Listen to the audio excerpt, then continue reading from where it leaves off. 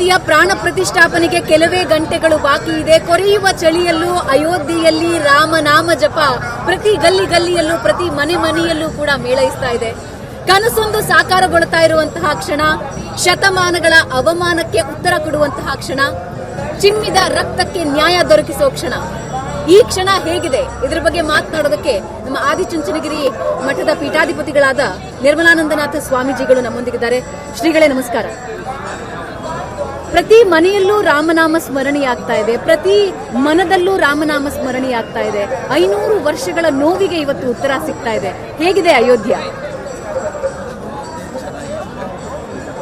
ನಾವು ವಾಲ್ಮೀಕಿ ರಾಮಾಯಣದ ಮುಖಾಂತರ ರಾಮನ ಚರಿತ್ರೆಯನ್ನು, ಅಯೋಧ್ಯೆ ಇತಿಹಾಸವನ್ನು, ಭರತಖಂಡದ ವೈಭವವನ್ನು ಸಮಸ್ತರು ಕೂಡ ಬಾಲ್ಯದಿಂದ ತಿಳಿತನೇ ಬೆಳೆದಿರ್ತಕ್ಕಂಥದ್ದು.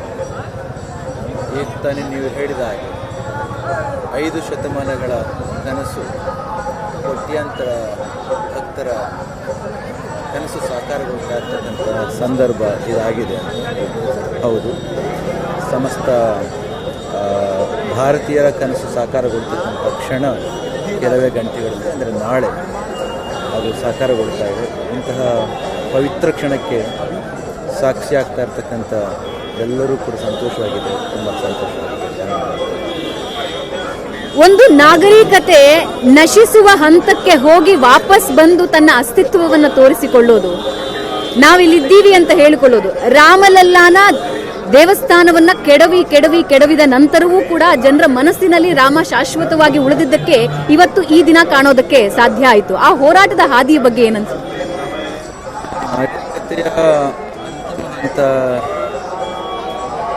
ಜಗತ್ತಿನ ಇತಿಹಾಸದಲ್ಲಿ ಹಲವಾರು ನಾಗರಿಕತೆಗಳು ಹುಟ್ಟಿರ್ತಕ್ಕಂಥದ್ದನ್ನು ಕಂಡಿದ್ದೇವೆ. ಆದರೆ ಸಾಕಷ್ಟು ನಾಗರಿಕತೆಗಳು ಹಳಿದು ಹೋಗಿದೆ.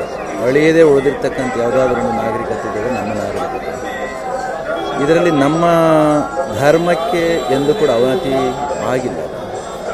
ಬಂದ ಹಾಗೆ ಕಂಡ್ರೂ ಕೂಡ ಅದು ಮತ್ತೆ ಮೇಲೆದ್ದಿರ್ತಕ್ಕಂಥದ್ದನ್ನು ನಾವು ನೋಡಿದ್ದೇವೆ. ಆದರೆ ರಾಮನ ಅಂದಿನ ದೇವಸ್ಥಾನ ಕೆಡವಿದ್ದಿರಬಹುದು, ಗೊತ್ತಿಲ್ಲ. ನಾವ್ಯಾರು ಕೂಡ ಅವತ್ತಿನ ದೇವಸ್ಥಾನವನ್ನು ನೋಡಿರಲಿಲ್ಲ. ಆದರೆ ಇವತ್ತು ಸುಂದರವಾಗಿರ್ತಕ್ಕಂಥ ದೇವಸ್ಥಾನ ತಲೆ ಎತ್ತಿ ಬರ್ತಾ ಇದೆ. ಹಾಗಿದ್ರೆ ದೇವಸ್ಥಾನ ಇರಲಿಲ್ವಾ ಅಂತ ಅಂದರೆ ದೇವಸ್ಥಾನ ಇತ್ತು ಅನ್ನೋದಕ್ಕೆ ಪುರಾವೆ ಏನು? ಈ ದೇಶದ ಕಾನೂನನ್ನು, ನ್ಯಾಯವನ್ನು ಎತ್ತರಿತಕ್ಕಂಥ ಸುಪ್ರೀಂ ಕೋರ್ಟಿನ ತೀರ್ಪನ್ನು ಕೊಟ್ಟದ್ದು ಅಲ್ಲಿ ರಾಮನ ದೇವಸ್ಥಾನ ಇತ್ತು ಅನ್ನೋ ಕಾರಣಕ್ಕೋಸ್ಕರ. ಹಾಗಾಗಿ ಇದು ಕಲ್ಪನೆ ಅಲ್ಲ. ರಾಮನ ದೇವಸ್ಥಾನ ಮುಂಚೆ ಇತ್ತು. ಅದು ಯಾವ ರೀತಿ ಇತ್ತು ಅಂತ ಗೊತ್ತಿರಲಿಲ್ಲ, ಇದದ್ದು ಸತ್ಯ. ಆದರೆ ಇಂದು ಆಧುನಿಕ ಯುಗದಲ್ಲಿ ನರೇಂದ್ರ ಮೋದಿಯವರ ಸರ್ಕಾರ ಇದ್ದಂಥ ಸಂದರ್ಭದಲ್ಲಿ ಅವರು ನಿಂತು ಕಟ್ಟಿಸಿರ್ತಕ್ಕಂಥ ಒಂದು ದೇವಸ್ಥಾನ ತುಂಬ ಚೆನ್ನಾಗಿ ಮೂಡಿ ಬರ್ತಾ ಇದೆ. ಇದು ಸಮಸ್ತ ಭಾರತೀಯರಿಗೆ, ಕೇವಲ ಹಿಂದೂಗಳು ಅಂತಲ್ಲ, ಸಮಸ್ತ ಭಾರತೀಯರಿಗೆ ಶ್ರೀರಾಮನ ದೇವಸ್ಥಾನವನ್ನು ನೋಡ್ತಕ್ಕಂಥ, ಅದರ ಕಾರ್ಯಕ್ರಮದಲ್ಲಿ ಭಾಗವಹಿಸ್ತಕ್ಕಂಥ ಅವಕಾಶ ಸಿಕ್ಕಿರ್ತಕ್ಕಂಥದ್ದು ನಮ್ಮ ಕಾಲಮಾನದ ಒಂದು ಸುಯೋಗ ಅಂತ ನಾವು ಭಾವಿಸ್ತೇವೆ. ಮುಂದಿನ ತಲೆಮಾರಿಗೆ ಇದು ರಾಮನ ಆದರ್ಶಗಳನ್ನು, ರಾಮನ ವ್ಯಕ್ತಿತ್ವವನ್ನು ರೂಢಿಸಿಕೊಂಡು ವ್ಯಕ್ತಿತ್ವವನ್ನು ಕಟ್ಟಿಕೊಳ್ಳಿಕ್ಕೆ ಇರ್ತಕ್ಕಂಥ ಒಂದು ಸದಾವಕಾಶ. ಶ್ರೀಗಳೇ, ರಾಮಜನ್ಮಭೂಮಿ ವಿವಾದಗಳಿಗೆ ಹೊರತಲ್ಲ. ರಾಮಜನ್ಮಭೂಮಿಯ ಉದ್ಘಾಟನೆ ಮತ್ತು ಪ್ರಾಣ ಪ್ರತಿಷ್ಠಾಪನೆಯಲ್ಲೂ ಕೂಡ ಕೆಲವೊಂದು ವಿವಾದಗಳೆದ್ದವು. ಸರಿಯಾದ ರೀತಿಯಲ್ಲಿ ಪ್ರಾಣ ಪ್ರತಿಷ್ಠಾಪನೆ ಆಗ್ತಾ ಇಲ್ಲ ಅಂತ ಶಂಕರಾಚಾರ್ಯ ಮಠದ 2 ಪೀಠಗಳು ಹೇಳಿದವು. ಅದಾದ ನಂತರದ ಬೆಳವಣಿಗೆಗಳು ನಿಮಗೆ ಗೊತ್ತಿರೋದು. ಈ ವಿವಾದನ ನೀವು ಹೇಗೆ ನೋಡ್ತೀರಿ? ವಿವಾದಗಳನ್ನು ಸರ್ವಾಂಗೀಣವಾಗಿ ನೋಡಬೇಕಾಗ್ತದೆ. ಆದರೆ ನಾಳೆ ನಡೀತಾ ಇರತಕ್ಕಂಥ ಕಾರ್ಯಕ್ರಮ ಬಹಳ ಪವಿತ್ರವಾಗಿ ನಡೀತಾ ಇರೋದ್ರಿಂದ ಈ ಸಂದರ್ಭದಲ್ಲಿ ನಾವು ಬೇರೆ ಬೇರೆ ವಿಚಾರಗಳನ್ನ ತೆಗೆದುಕೊಳ್ಳಲಿಕ್ಕೆ ಹೋಗದಲ್ಲಿ ನಡೀತಾ ಇರ್ತಕ್ಕಂಥ ಕಾರ್ಯಕ್ರಮ ಪವಿತ್ರ ಭಾವನೆಯಿಂದ ನೋಡಿ ಮನಸ್ಸನ್ನು ಪವಿತ್ರ ಭಾವನೆಯನ್ನು ತುಂಬಿಕೊಳ್ತಕ್ಕಂಥ ಕೆಲಸವನ್ನು ನಾವು ಅಷ್ಟೇ ಮಾಡ್ತೀವಿ. ಧನ್ಯವಾದ ಶ್ರೀಗಳೇ.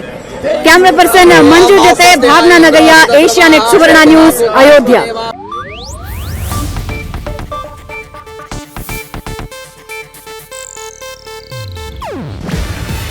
ಇದು ಏಷ್ಯಾನೆಟ್ ನ್ಯೂಸ್ ನೆಟ್ವರ್ಕ್ ಪ್ರಸ್ತುತಿ. ನೀವು ನೋಡ್ತಿದ್ದೀರಾ ಏಷ್ಯಾನೆಟ್ ಸುವರ್ಣ ನ್ಯೂಸ್.